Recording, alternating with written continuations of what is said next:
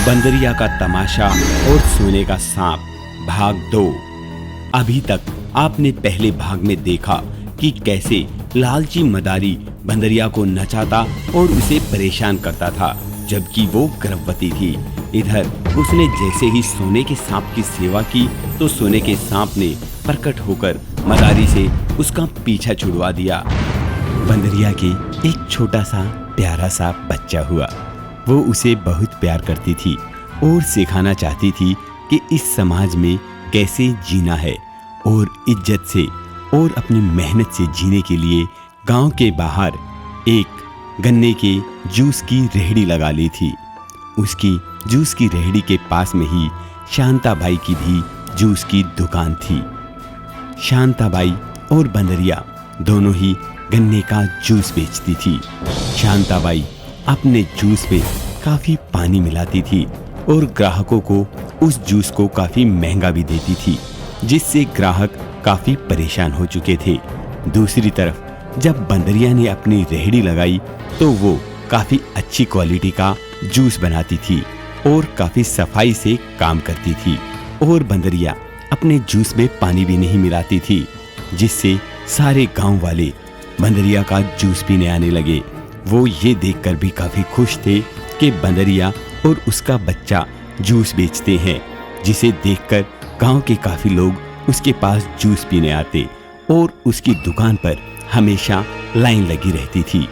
एक दिन शांताबाई, ए बंदरिया, तूने मेरी दुकान के सामने ये जो रेहड़ी लगाई है ना जूस की, तेरे कारण मेरा बिल्कुल धंधा ठप हो गया है।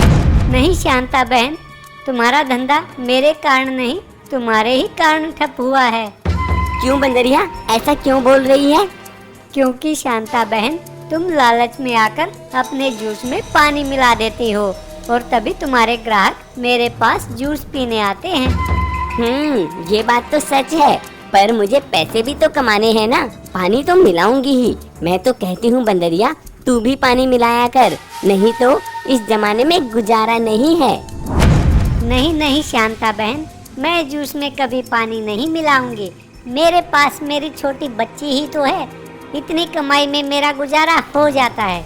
मैं कभी बेईमानी नहीं करूंगी। देख बंदरिया, अगर तुझे बिजनेस नहीं करना आता है तो मेरे बिजनेस को क्यों खराब कर रही है?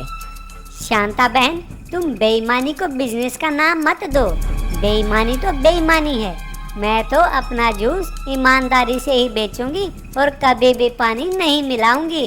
तुम्हारा जो दिल करे तुम करते रहो। शांताबाई के समझ में आ चुका था कि बंदरिया उसकी बातों में नहीं आएगी और ना ही बेईमाना करेगी। अब शांताबाई अपने ग्राहकों को वापस अपनी दुकान पर लाना चाहती थी, क्योंकि शांताबाई की दुकान बिल्कुल चलनी बंद हो गई थी। उसके पास कोई भी ग्राहक नहीं आता था। शांताबाई ने एक रात दूसरे गांव से बदमाश बुलाए और बंदरिया के जूस की मशीन को वहां से चोरी करवा दिया। अगले दिन जब बंदरिया अपनी दुकान पर आई तो उसने देखा, हे भगवान, मेरी जूस की मशीन कहाँ गई? हे शांता बहन, तुमने मेरी जूस की मशीन देखी क्या? नहीं, मैंने तो नहीं देखी। मुझे क्या पता कहाँ गई होगी। हे भगवान, अब क्या होगा? अब मैं अपने ग्राहकों को जूस कैसे पिलाऊंगी? कैसे अपना गुजारा करूंगी? मुझे लगता है तू जो ये अच्छी क्वालिटी का जूस देती थी ना, उसे देखकर चींटियां आ गई होंगी और वही तेरी मशीन को खा गई। देख शांता बहन, यूं किसी का मजाक नहीं उड़ाते। अगर तुम्हें पता हो तो तुम बता दो, मेरी जूस की मशीन कहाँ है? मुझे नहीं पता, जाके ढूंढ ले। ऐसा कहते हुए शांताबाई अपनी दुकान में घुस गई। इधर जब सभी ग्राहकों ने देखा कि बंदरिया की दुकान पर मशीन नहीं है और बंदरिया जूस नहीं बना सकती, तो सारे के सारे ग्राहक शांताबाई के उस गंदे और पानी मिले जूस को ही पीने लगे। अब क्या करें? हमारे पास और कोई ऑप्शन भी तो नहीं है। हमें ये पानी वाला ही जूस पीना होगा। चलो शांताबाई से ही पी लेते हैं। हाँ भाई हाँ, बिल्कुल सही कहते हो। अब तो शांताबाई का ही जूस पीना पड़ेगा। आखिर बंदरिया अब मशीन लाएगी कहाँ से? और जब तक मशीन नहीं तब तक जूस भी नहीं। ये बात भी है, अब बंदरिया के पास मशीन नहीं आएगी और शायद बंदरिया इस गांव को छोड़ के ही चली जाए। गांव में इस तरह की चर्चाएं होने लगी और बंदरिया भी अब काफी दुखी हो गई। बंदरिया अपनी बच्ची के साथ में बैठी थी और इसी बारे में अपनी बच्ची को कह रही थी। देखो बेटी, हमारे साथ जो भी हुआ हो, लेकिन कभी भी जीवन में बेईमानी नहीं करनी है। शायद जो चोर हमारी मशीन को लेकर गए हैं, उनको हमसे ज्यादा उस मशीन की जरूरत थी, लेकिन अब हमारा गुजारा कैसे होगा ये समझ नहीं आ रहा है। हे नागराज, अब तो आप ही हमारी मदद कर सकते हैं बस। माँ, ये नागराज कौन है? बेटा, नागराज हमारे कुल देवता हैं और वह मुसीबत पड़ने पर सबकी रक्षा करते हैं, सबकी सहायता करते हैं। आज हमारी भी करेंगे। इतना कहते ही वहां पर सोने के नागराज प्रकट हो जाते हैं और वो कहते हैं, बंदरिया, तूने मुझे याद किया, मैं तेरे पास फिर आ गया। बता, क्या समस्या है तुझे? हे नागराज, तुम तो सब जानते हो, मैंने ये काम शुरू किया था और अपना गुजारा कर रही थी, लेकिन मेरी कोई मशीन ही चुरा ले गया। अब मुझे एक मशीन दिलवा दीजिए बस, और मुझे कुछ भी नहीं चाहिए। बस इतनी छोटी सी बात। लो बंदरिया, मैं तुम्हारे लिए ये मशीन देता हूँ। ऐसा कहते हुए तभी नागराज ने जादू से वहां पर गन्ने के जूस की मशीन प्रकट कर दी, जिसे लेकर बंदरिया काफी खुश हुई और नागराज वहां से अंतर्ध्यान हो गए। तभी जब बंदरिया ने एक तरफ से अपनी मशीन में गन्ना डाला तो उसने देखा कि दूसरी तरफ से जूस के साथ 2000 के नोट भी निकल रहे हैं, जिन्हें देखकर बंदरिया हैरान हो गई। ये क्या? मैं इधर से गन्ना डाल रही हूँ और उधर जूस के साथ पैसे निकल रहे हैं। ये चमत्कार कैसे हो गया? हाँ माँ, अब तो हमें काम करने की कोई जरूरत ही नहीं है। अब हमारे पास खूब सारे पैसे आ जाएंगे। नहीं बेटा, हम काम करना बिल्कुल भी नहीं छोड़ेंगे। काम करना ही तो कर्म है। और ये जादुई मशीन हमें नागराज ने सिर्फ हमारे लिए नहीं दी है, हमें इससे दूसरे लोगों की भी सहायता करनी चाहिए। अब जो भी जूस पीने आएगा, मैं उसको जूस के साथ साथ इससे निकले हुए पैसे भी दूंगी। पर माँ, ये पैसे तो हमारे हैं ना? नहीं बेटा, इन पैसों पर उन ग्राहकों का भी हक है जो हमारे पास जूस पीने आएंगे। ऐसा कहते हुए बंदरिया ने ठान लिया कि उसकी दुकान पर जो भी ग्राहक आएगा, जूस पिएगा, तो जूस के साथ निकले पैसे बंदरिया उसे ही देगी। अब जो भी बंदरिया के पास जूस पीने आता, उसे अच्छा जूस तो मिलता ही, उसके साथ ही उसे पैसे भी मिलते।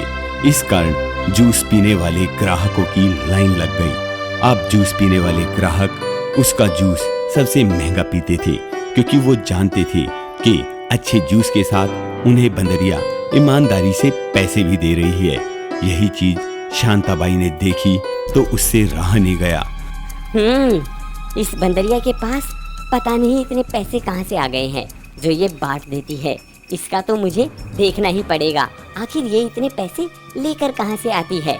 ऐसा करती हूँ, आज ग्राहक बनकर इसकी दुकान पर जाती हूँ। हे बंदरिया, तू इतना अच्छा जूस बनाती है, तो मुझे भी एक गिलास पिला ना जरा। हाँ हाँ, आओ ना शांता बहन, आपको भी पिलाती हूँ, आपको भी बहुत अच्छा जूस पिलाऊंगी।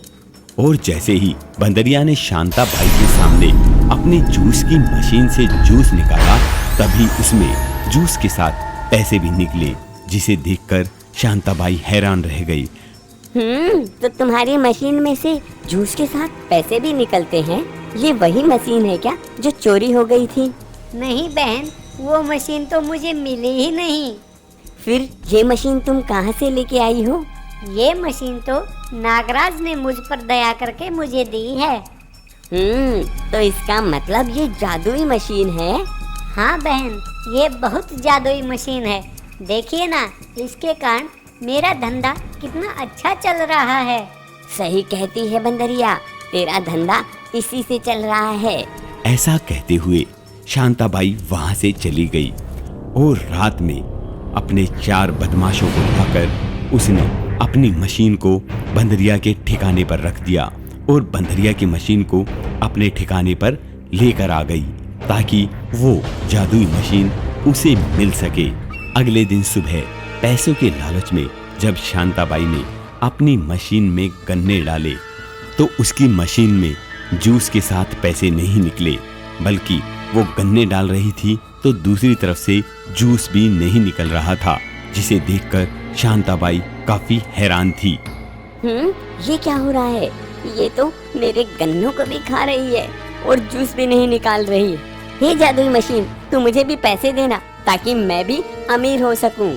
तभी वो गन्ने के जूस की मशीन बोलती है, शांताबाई, ये तुम्हारा लालच ही तुम्हें एक दिन ले डूबेगा। तुम ऐसे ही लालच करती रही तो एक दिन तुम्हारे पास खाने के लिए दाने भी नहीं बचेंगे। तुम अपने इसी लालच के कारण ना ही तो अपने ग्राहकों को रोक पा रही हो और ना ही अपने पड़ोसियों से अच्छा व्यवहार कर पा रही हो। अगर अब भी तुमने लालच नहीं छोड़ा तो तुम्हारा सब कुछ नष्ट हो जाएगा। नहीं, मुझे कोई मतलब नहीं है, मुझे सिर्फ पैसे चाहिए। तू मुझे पैसे देती है या नहीं? देख, अब की बार मैं गन्ने डाल रही हूँ, तुझे इसमें पैसे जरूर देने होंगे। ऐसा कहते हुए शांताबाई ने उस मशीन के अंदर फिर से गन्ने डाले। जैसे ही शांताबाई ने उस मशीन में गन्ने डाले तो शांताबाई का मशीन में हाथ फंस गया और शांताबाई भी उस मशीन के अंदर ही चली गई। अब वहां पर शांताबाई नहीं रहती थी, सिर्फ बंदरिया की दुकान चलती थी। बंदरिया आज के दिन भी ईमानदारी से ही अपना जूस बेचती और अपने बच्चों को भी अच्छी शिक्षा देती थी।